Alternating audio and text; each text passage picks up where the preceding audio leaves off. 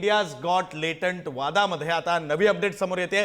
Influencer Ranveer Allahbadia phone बंद करून फरार झाल्याची बातमी समोर येते। रणवीर अलाहाबादियाशी संपर्क होत नसल्याची खार पोलिसांनी माहिती दिली। खार पोलिसांनी रणवीर अलाहाबादिया आणि वकील यांच्यासोबत संपर्क साधण्याचा प्रयत्न केला, पण दोघांचा संपर्क होत नसल्याची माहिती आहे। रणवीरनं शोमध्ये केलेल्या वक्तव्यावरून वाद निर्माण झाला होता।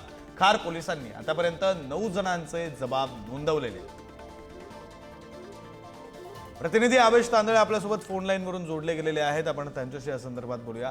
आवेश, खरं तर हा वाद झाला, त्यानंतर चौकशी सुद्धा सुरू झाली। आता ज्याच्यामुळे हा वाद सुरू झाला किंवा ज्याच्या वक्तव्याने हा वाद सुरू झाला तो रणवीर फरार असल्याची माहिती समोर येते। रणवीर अलाहाबादिया यांनी इंडियाज गॉट लेटंट प्रकरण जिथं कार्यक्रम होता तिथे अश्लील टिप्पणी केली होती। त्यानंतर पूर्ण रान पेटलं होतं।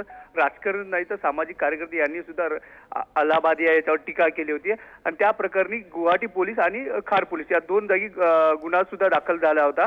यापूर्वी सुद्धा खार पोलिसांनी 2दा रणवीरला समन्स बजावला होता, पण रणवीरकडून कुठलंही उत्तर आलेलं नाही। त्यांना चौकशीसाठी उपस्थित राहण्यास समन्स बजावला होता। वकिलाला सुद्धा सांगण्यात आलं होतं, पण रणवीर अद्याप पोलिसांच्या संपर्कात नाही। त्याचा फोन बंद आहे। काल खार पोलीस त्याच्या घरी सुद्धा गेले तर घराला कुलूप होतं आणि या प्रकरणी आता खार पोलीस आणखीन 1-2 दिवसाची वाट बघेल किंवा रणवीर अलाहाबादिया हा दुसरा मार्ग निवडू शकतो। कोर्टात पण जाऊ शकतो। अटक होण्यापूर्वी अटकपूर्व जामिनासाठी अर्ज याचिका सुद्धा करू शकतो।